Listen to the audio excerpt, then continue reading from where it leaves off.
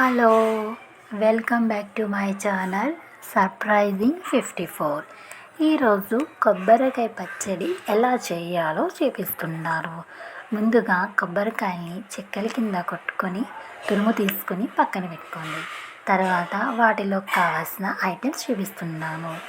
ఎండుమిరగాయలు, పచ్చిశనగపప్పు, మినపప్పు, వెల్లుల్లి రెబ్బలు, వేరుశనగ గుళ్ళు, జీరా, నిమ్మకాయ సైజ్ అంతా చింతపండు కూడా వాటర్లో వేసుకొని నానబెట్టుకొని పక్కన పెట్టుకోండి. తర్వాత గ్యాస్ వెలిగించి కడాయి పెట్టి 1 టేబుల్ స్పూన్ ఆయిల్ వేసి పల్లీలు వేసి బాగా వేగించుకోండి. నేను 1 by 1 వేగించుకుంటున్నానండి. అన్నీ ఒకేసారి వేగించుకుంటే ఒకటి వేగితే ఒకటి వేగదు. కాబట్టి నేను ఎలా అయితే చూపిస్తున్నానో మీరు కూడా అదే ప్రాసెస్తో ఒక్కొక్క ఐటమ్స్ని వేగించుకోండి. వేగిన తర్వాత వీటన్నిటిని ఒక బౌల్లోకి తీసుకొని పక్కన పెట్టుకోండి. ఒక గుప్పెడు కరివేపాకు కూడా తీసుకొని దాన్ని కూడా వేగించుకొని బౌల్లోకి తీసుకోండి.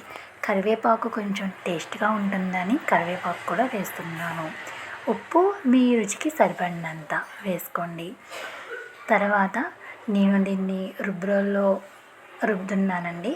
మీకు కావాలంటే మిక్సీలో కూడా వేసుకోవచ్చు. నేను రుబ్బులలో కుమ్ముతున్నాను. ముందుగా నేను ఎలా అయితే చూపిస్తున్నానో ప్రాసెస్ మీరు ఆ పద్ధతి ప్రకారమే ఫాలో అవ్వండి. ముందు వేగించి పక్కన పెట్టుకున్న ఐటమ్స్ అన్నీ వేసుకొని ఎక్కడ పలుకులు లేకుండా బాగా మెత్తగా కుమ్ముకున్నాను. అవి బాగా నలిగాక కొబ్బరి తురుము కూడా వేసుకొని మొత్తం బాగా మిక్స్ చేసి కుమ్మాను. ఉప్పు ఒక్కసారి టేస్ట్ సరిపోయిందో లేదో చూసుకోండి. తర్వాత వేస్తే కలవదు. ఉప్పు మీ రుచికి సరిపడినంత చూసుకొని వేసుకోండి.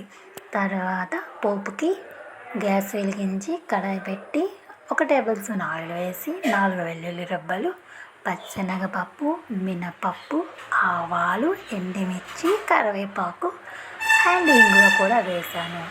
వేసిన తర్వాత ఈ పోపుని పచ్చళ్ళలో వేసి ఒక్కసారి గరిటెతో అటు ఇటు తిప్పండి. అంతేనండి, ఎంతో టేస్టీ కొబ్బరి పచ్చడి రెడీ. ఒక్కసారి మీరు కూడా ట్రై చేసి ఎలా ఉందో కామెంట్ బాక్స్లో కామెంట్ చేయండి. ప్లీజ్ సబ్స్క్రైబ్ చేయండి, లైక్ చేయండి, షేర్ చేయండి. పక్కనున్న బెల్లని కొట్టడం మర్చిపోకండి. ఓకే, బాయ్ అండి.